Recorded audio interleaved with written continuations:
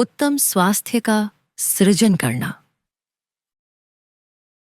प्रत्येक दिन अपने शांत समय में याद रखें कि जिसके साथ आप संवाद कर रहे हैं वह आपका अपना स्व, आपका उच्च स्व है।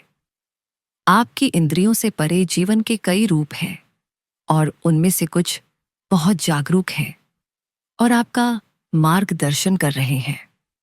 कई अन्य रूप भी हैं जो आपके ध्यान को आकर्षित करके प्रसन्न होते हैं। उनसे संचार सहायक हो भी सकता है और नहीं भी। अधिक संभावना यही है कि वह आपके लिए हानिकारक नहीं तो बेकार ही होगा। ऐसा इसलिए नहीं है कि वे आत्माएं जानबूझकर गुमराह करने या शरारती होने की कोशिश कर रही हैं। उनमें मदद करने की जागरूकता ही नहीं है। इसलिए आपको हमेशा अपनी शांत अवधि में प्रक्रियाओं का सटीक रूप से पालन करना चाहिए। सदैव ईश्वर से एकाकार हो जाए। अपने आभामंडल को किसी भी बिन बुलाए प्रभाव से हमेशा मुक्त रखें। हमेशा अपने उच्च स्व को छोड़कर सभी के लिए अपना आभामंडल बंद रखें। हमेशा अपने उच्च स्व का संकेत लें। ये सुरक्षा उपाय आवश्यक है। इनका कोई शॉर्टकट नहीं है। आपको यह भी याद रखना होगा कि इस पाठ्यक्रम में कुछ और न जोड़ दें, पूर्वानुमान न लगाएं और यह महसूस न करें कि आप अधिक विशिष्ट सूत्र बनाने के लिए तैयार हैं। सुरक्षा पहले, यही हमेशा आपका विचार होना चाहिए। इसमें केवल समय अधिक लगेगा। प्रत्येक पाठ को वैसे ही ग्रहण करें जैसे वह दिया गया है। धीरे धीरे आप बहुत आगे बढ़ आए हैं। अब आप अपनी दिव्यता, अपनी पूर्णता और अपनी पवित्रता की अवधारणाओं के साथ सहज महसूस करते हैं।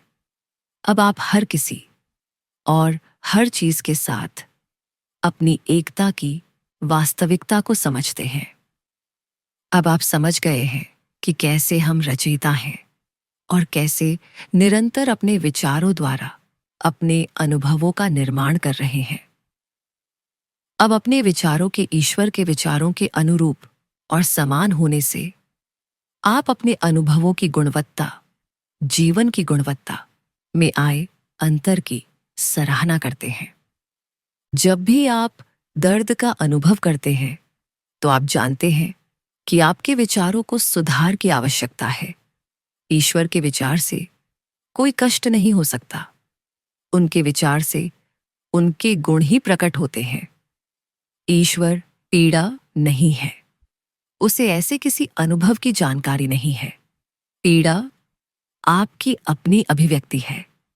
चिकित्सा विज्ञान अंततः हमारे स्वास्थ्य पर हमारे विचारों के प्रभाव को समझ पा रहा है। इसके उदाहरण अब प्रचुर मात्रा में हैं। लोगों ने खुद को पूरी तरह से स्वस्थ मानकर और विश्वास करके असाध्य, इनक्यूरेबल बीमारियों को ठीक कर लिया है। तनाव संबंधी बीमारियों का एक नया विज्ञान विकसित हो रहा है। यह जान लिया गया है कि विचार के मनोवैज्ञानिक कारक, साइकोलॉजिकल फैक्टर्स, पीड़ा के अनुभव को तीव्र करते हैं। इससे भी अधिक गहरी बात यह है कि बुरे स्वास्थ्य की पीड़ा वास्तविकता नहीं है। वह एक भ्रम है। याद रखें, आप अपना स्वयं का व्यक्तिगत अनुभव बना सकते हैं।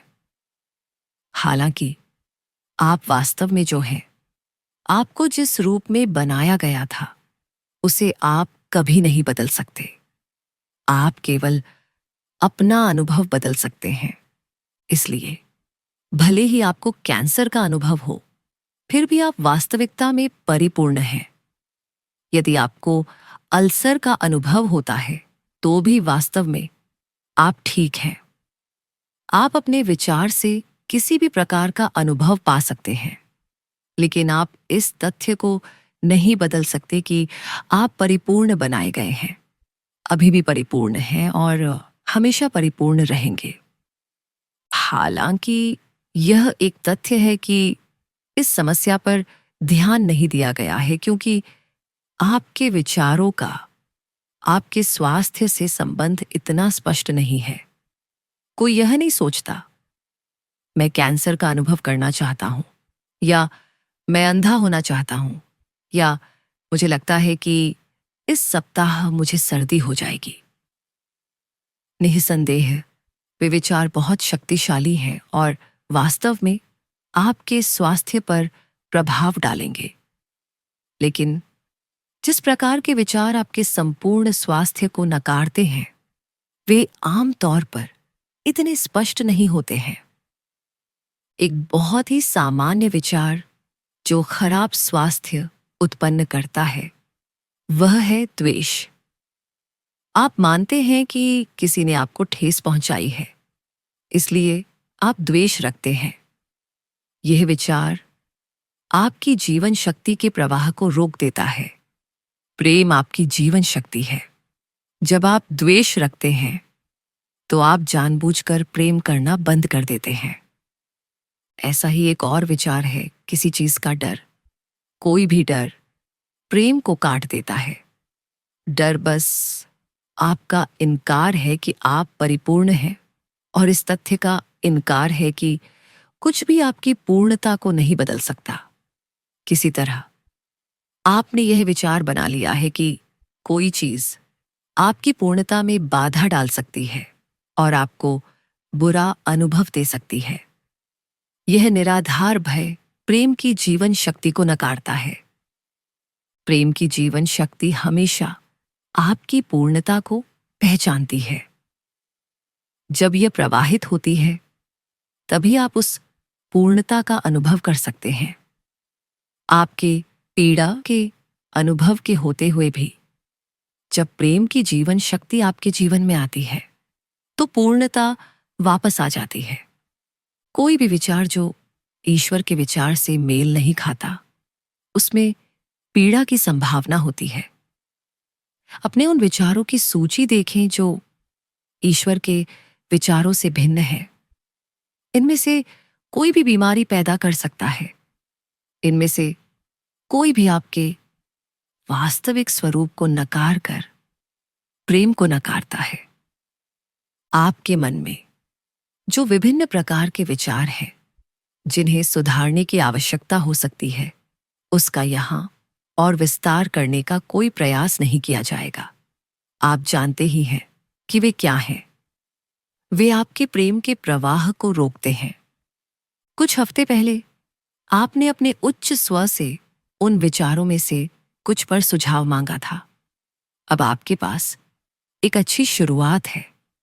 वह सूची पूरी नहीं है, लेकिन आपके पास उसे विस्तारित करने के लिए उपकरण है। आज उत्तम स्वास्थ्य के लिए एक सृजन का सूत्र लिखें।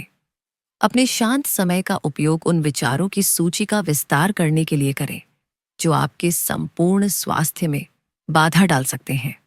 अपने उच्च स्व के साथ अपने संचार को प्रमाणित वेरीफाई करने के लिए अपने हाँ और नहीं के संकेतों का स्वतंत्र रूप से उपयोग करें। अपने सूत्र की जांच करने और अपने अवरोधक विचारों की जांच करने के लिए उनका उपयोग करें। पिछले सप्ताह की तरह उत्तम स्वास्थ्य के सूत्र से भली भांति परिचित हो जाए। उसे हर दिन प्रेम और आत्मविश्वास के साथ कहें।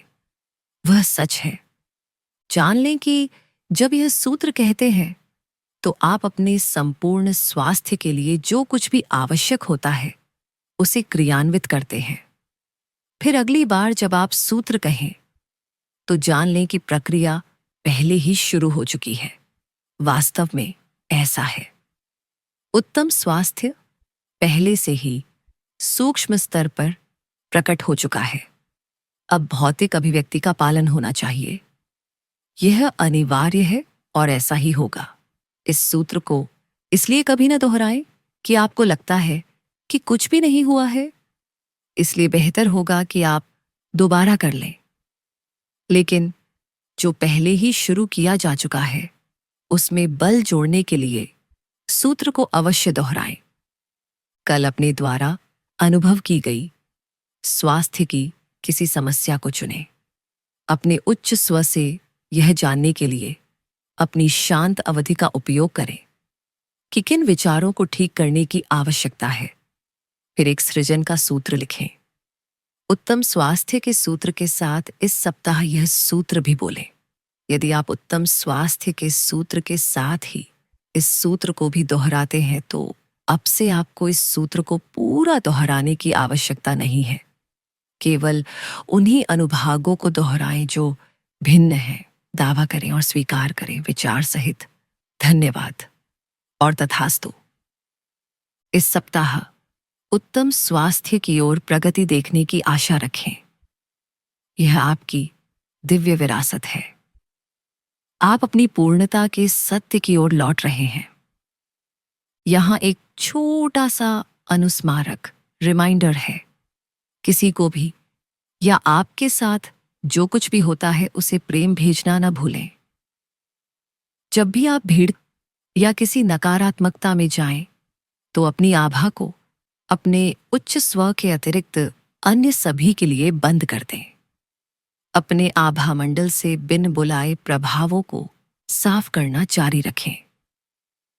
एक रात एकीकरण के विचारों के साथ सोएं और अगली रात प्रेम और क्षमा के विचारों के साथ सोएं।